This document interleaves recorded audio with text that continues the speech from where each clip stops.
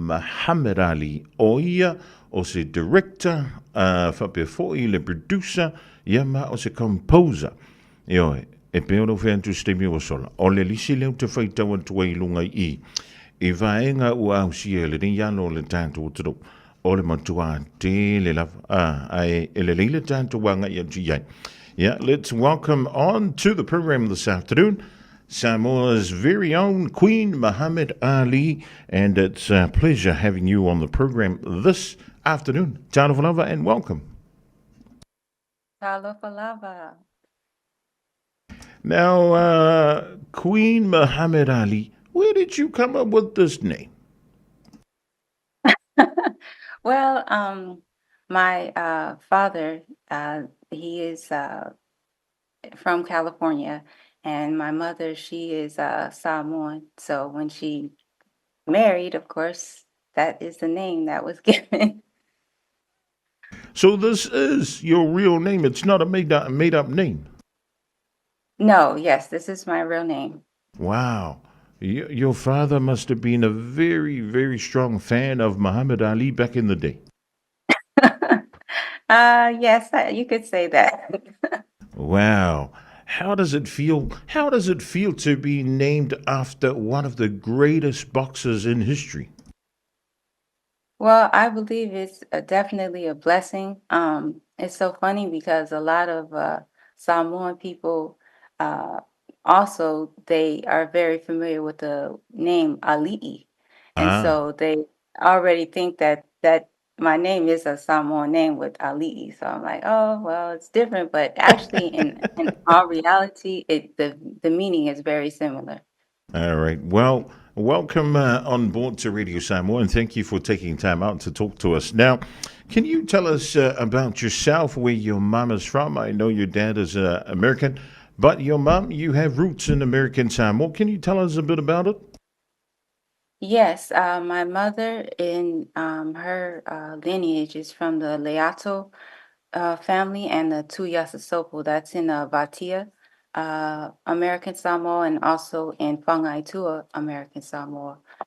Those are the main villages that they're from.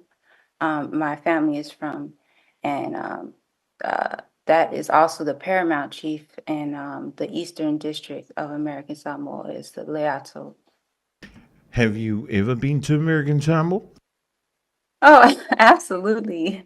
Absolutely. A million times. There's so many projects that working on out there.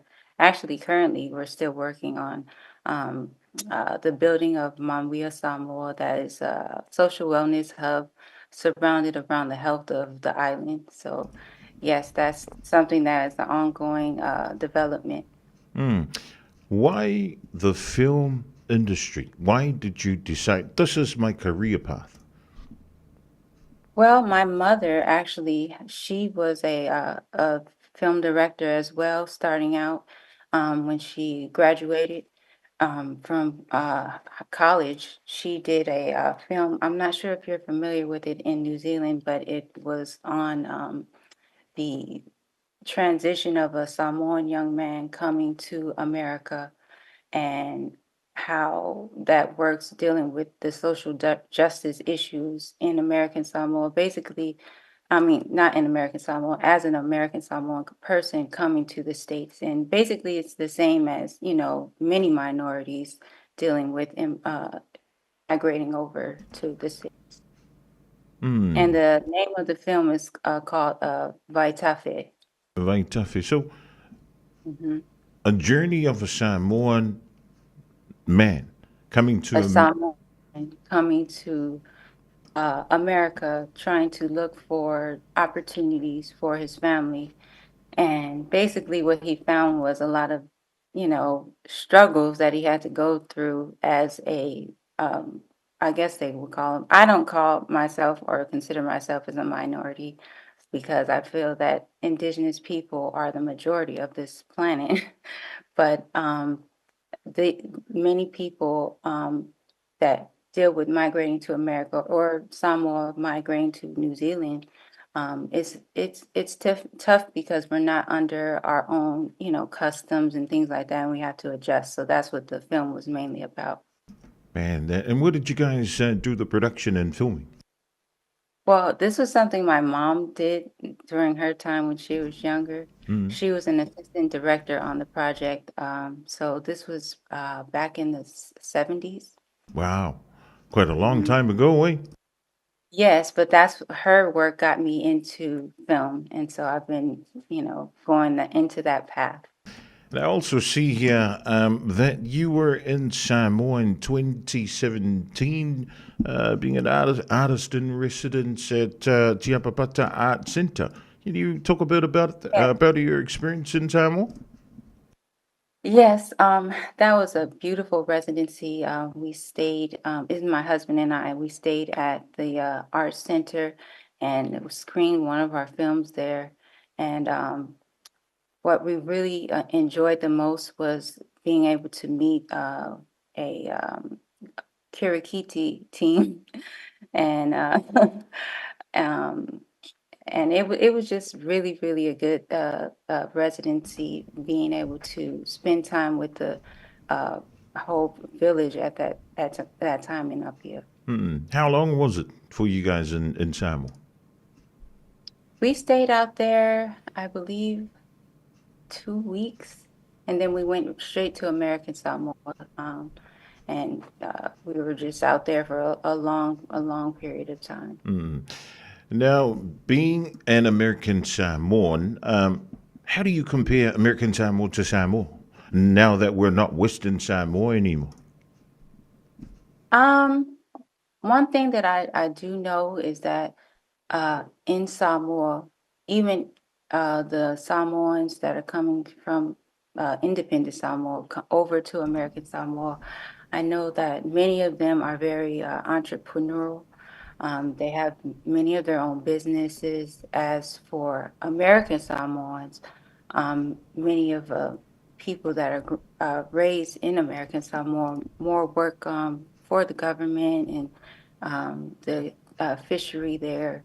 They're not as entrepreneurial, but that, that's something that will progress. I know the governor was trying to get more people into entrepreneurial mindset. So in other words, us in independent Samoa, we work a bit harder than our cousins in American Samoa. Well, I didn't say that. I didn't say that. I mean, you can work on a government job and work hard too. All right. Now, talking about American Samoa, you did the film Manuia Samoa back in 2019. Now, can you talk about your work with Whangaitua High School and also the village of Whangaitua? Well, actually, Manuia Samoa is a development project for a social wellness hub. The film was The Last Matai, but Manuia Samoa project, during that time, we were also doing a crash course in film production. So we show the classes how many different positions and parts there are in a film. Like you have your DP, you have your directors, you have so many different fields to work in: production, logistics. So we're just going over all of that: sound, everything, every aspect of the film or film production to actually create a film and what it takes. So hopefully, we can get more people involved, because I think one of the most important things is for us as Samoan people to stay creative in creating our culture, because all around the world, I've traveled many places, and they always push or promote their cultural heritage on other countries, as ambassadors. And I think that it will really help us from independent Samoa, American Samoa, just as Samoan people, to promote our culture around the world.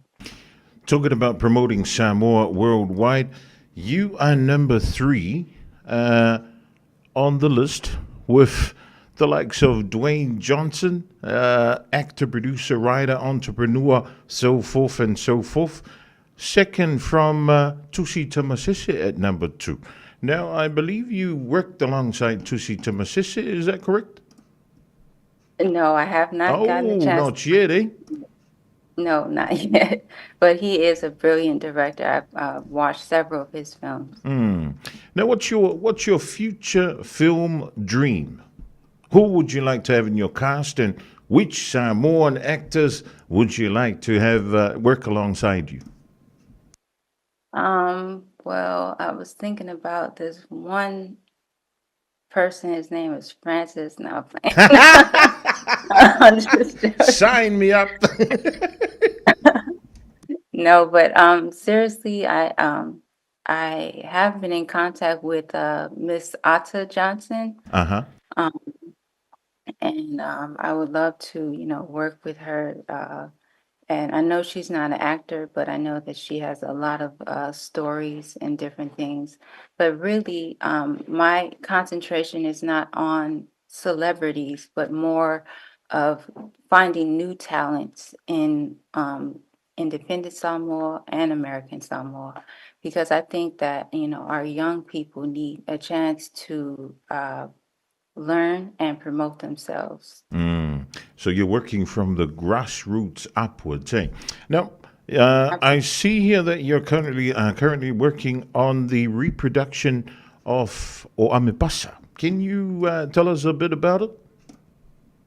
Yes, that is a film that is about two young girls that are envisioning themselves as ambassadors of uh, a Samoa, both American and independent. In the first place, they want to promote their culture is uh, the Republic of China, actually, which is Taiwan, and then China. So that's like because they're multilingual, they speak Chinese and Samoan, and of course English. So yeah. Wow. Why the Samoan name? Why did you decide, you know, on using the Samoan name for the film? Well, because they are promoting the Samoan culture, I didn't see any other name that I can use. And I think that actually the name came from my husband who thought about it. And we were like, yeah, that would be perfect. I mean, there's no other word to describe in the Samoan language because this is really a film because it's still a documentary. It's not just action film. So we're actually going to be taking these young girls to China and with other cultural performers to promote the Samoan culture. So that's something that we really, really see that it can help young people to realize, what culture, what importance it is to keep our culture or because sometimes when you're in the island and you're just like sitting there and like get off the island. Like everybody tells I want to get off the island and travel the world. I definitely think that that's important too. However, I think, really being able to embrace what you have and show it to the world. Because a lot of people don't even know about Samoa. I tell people about Samoa and they're like, oh, Somalia? I'm like, no, that's different. Oh my goodness. Well, I think action speaks louder than words, and you doing your work and giving it to the world. I believe you are doing the right, Samoa, the right thing by introducing, our youth and everybody else that works alongside you in the film industry. So when do you think Ambassa will come out?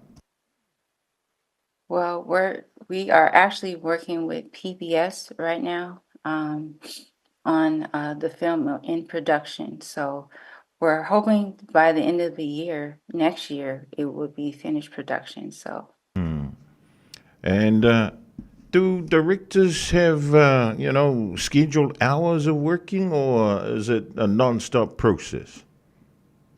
definitely directors have scheduled hours. However, um, I'm an independent director along with my husband, so we have to set our schedule, and it's it's an ongoing process there. And a lot of because I'm an entrepreneur as well.